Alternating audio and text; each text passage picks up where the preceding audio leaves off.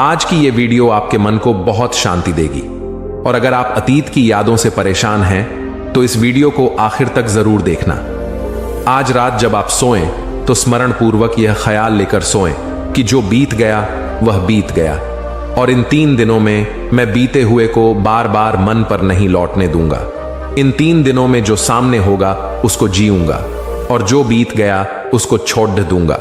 अगर इस विचार पूर्वक स्मरण के साथ आप सोए, सुबह आप और तरह से उठेंगे, जैसा कि आप रोज उठते रहे होंगे उससे बिल्कुल भिन्न उठेंगे। क्योंकि एक मन का बहुत अद्भुत नियम है, हम जिस बात को लेकर सो जाते हैं ठीक उसी बात पर सुबह जागना होता है। उससे भिन्न बात पर कोई कभी नहीं जागता। रात जिस चिंता को लेकर आप सो गए हैं, सुबह उसी चिंता पर आप वापस जाग जाएंगे। रात भर वह चिंता आपके मस्तिष्क के द्वार पर खड़ी प्रतीक्षा करेगी। जब आप जागेंगे वह हाजिर हो जाएगी। रात्रि का अंतिम विचार सुबह का प्रथम विचार होता है और आज रात्रि का अंतिम विचार भी यही हो कि मैं जो पीछे है उसे छोड़ता हूं। कम से कम 3 दिन के लिए मैं जो सतत वर्तमान है उसमें जीऊंगा, अतीत को बीच में नहीं लाऊंगा। जो व्यक्ति अतीत को बीच में नहीं लाता चित्त के, उसका चित्त बहुत निर्मल और शांत हो जाता है। क्योंकि अशांति सब अतीत से आती है, वर्तमान में कोई भी अशांति नहीं होती। वर्तमान में वह जो प्रज्वलित मूवमेंट है उसमें कोई अशांति नहीं होती। सब अशांति अतीत से संबंधित होती है या भविष्य से संबंधित होती है। वर्तमान में कभी कोई अशांत नहीं होता। आप खुद ही अपनी अशांति को देखेंगे तो समझ जाएंगे, या तो वह बीती हुई होगी या आने वाली होगी। ठीक इसी क्षण में मौजूद कोई अशांति नहीं होती। अभी हम यहां बैठे हैं, अगर हमारा चित्त इसी क्षण में मौजूद हो जाए, कौन सी अशांति है? अगर हम इसी क्षण में जाग जाएं, कौन सी अशांति है? जीवंत क्षण में कोई अशांति नहीं होती है। पिछला भार, अतीत का भार चित्त को अशांति देता है और आने वाले दिन की कल्पना और योजना चित्त को अशांति देती है। यहां 3 दिनों में समझ लीजिए, ना तो कोई अतीत है और ना कोई भविष्य है। 3 दिन में बस ये 3 दिन के क्षण हैं, जो सामने क्षण आता है वही है। इन 3 दिनों में इस भांति जी कर देखिए, एक बिल्कुल नई दृष्टि जीवन के प्रति खुल सकती है और एक बार ये ख्याल में आ जाए कि जीवन पर जो भार है, जो टेंशन है, जो तनाव है, वह अतीत और भविष्य का है, तो मनुष्य को एक बिल्कुल नया द्वार मिल जाता है खटखटाने का। और तब फिर वह रोज घड़ी 2 घड़ी को सारे अतीत और सारे भविष्य से मुक्त हो सकता है। और ख्याल रखिए, ना तो अतीत की कोई सत्ता है सिवाय स्मृति के और ना भविष्य की कोई सत्ता है सिवाय कल्पना के।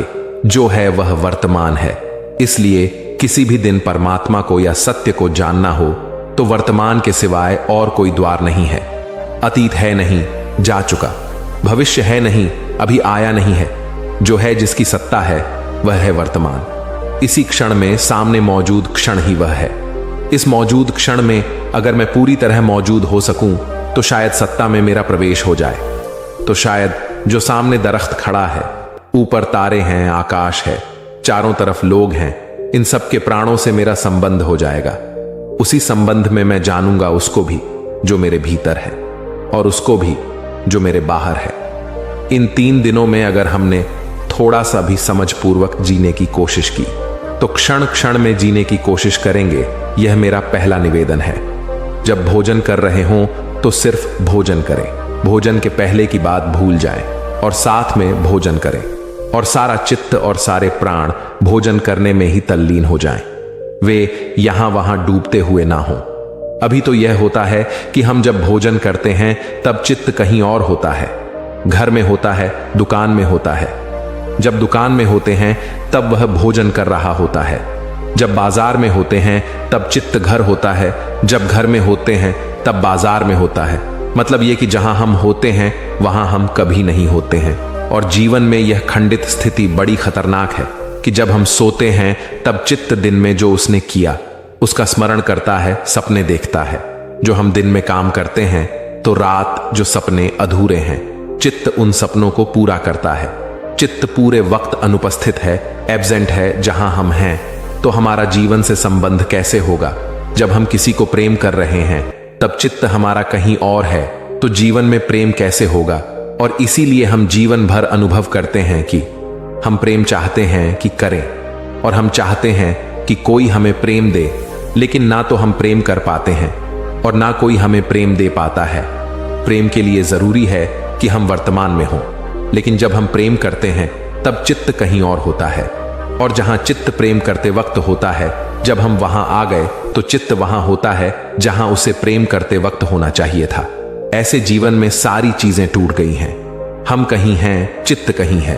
जब हम प्रार्थना करते हैं तब चित्त कहीं और है। जब हम व्यवसाय करते हैं तब चित्त कहीं और है। हम किसी काम में भी ठीक ठीक मौजूद नहीं है। इन 3 दिनों में एक छोटा सा प्रयोग करें कि जो भी काम कर रहे हैं उसमें पूरी तरह मौजूद हो जाएं।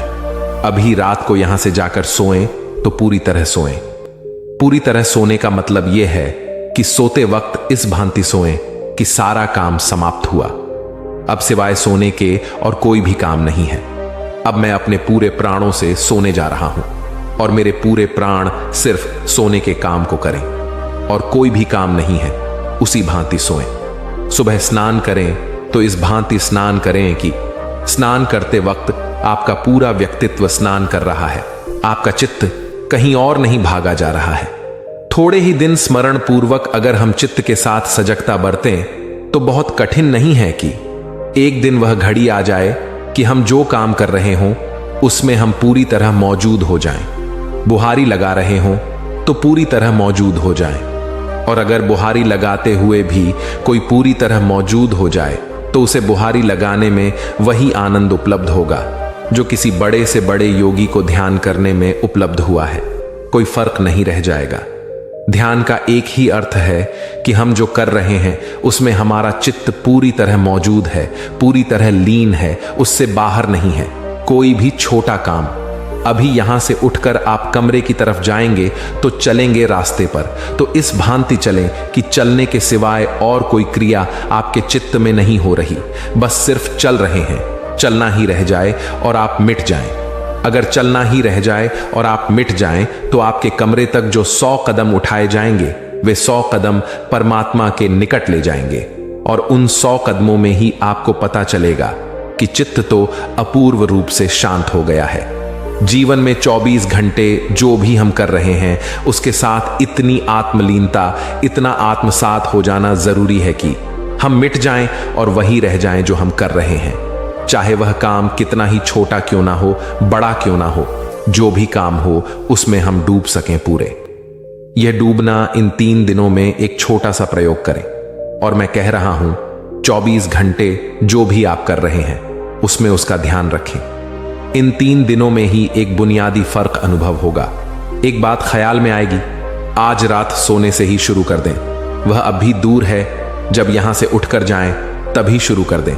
वह भी थोड़ा दूर है, अभी मुझे सुन रहे हैं, सुनने में ही शुरू कर दें। सुनते वक्त सिर्फ सुनने की क्रिया रह जाए। आप जिसे सिर्फ सुन रहे हैं और कुछ भी नहीं कर रहे हैं, मात्र सुन रहे हैं, कान ही कान रह गए हैं और आप नहीं हैं। जैसे आप सिर्फ कान ही हैं जो सुन रहे हैं, आंख ही हैं जो सिर्फ देख रही हैं।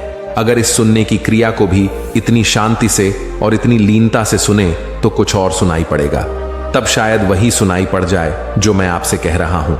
लेकिन अगर इतनी लीनता नहीं है सुनते वक्त, तो आप वह नहीं सुनेंगे जो मैं कह रहा हूं। आप वही सुनेंगे जो आप सुनना चाहते हैं, सुन सकते हैं, पहले से सुने हुए हैं, पहले से सोचे हुए हैं। तब आप वही सुनेंगे, तो यहीं से शुरू कर दें। और इन 3 दिनों एक छोटे सूत्र पर काम करें कि जो भी काम कर रहे हैं, उठ रहे हैं, बैठ रहे हैं, सो रहे हैं, उसमें पूरी तरह लीन हो जाएं। ध्यान है पर्दा हटाने की कला, और यह पर्दा बाहर नहीं है, यह पर्दा तुम्हारे भीतर पड़ा है, तुम्हारे अंतस्थल पर पड़ा है। ध्यान है पर्दा हटाना। पर्दा बुना है विचारों से, विचार के ताने बानों से पर्दा बुना है। अच्छे विचार, बुरे विचार, इनके ताने बाने से पर्दा बुना है। जैसे तुम विचारों के पार झांकने लगो, या विचारों को ठहराने में सफल हो जाओ, या विचारों को हटाने में सफल हो जाओ, वैसे ही ध्यान घट जाएगा। निर्विचार दशा का नाम ध्यान है। ध्यान का अर्थ है ऐसी कोई संधि भीतर जब तुम तो हो, जगत तो है, और दोनों के बीच में विचार का पर्दा नहीं है। कभी सूरज को उगते देखकर, कभी पूरे चांद को देखकर, कभी इन शांत वृक्षों को देखकर, कभी गुलमोहर के फूलों पर ध्यान करते हुए। तुम हो, गुलमोहर है, सजा दुल्हन ही तरह, और बीच में कोई विचार नहीं है।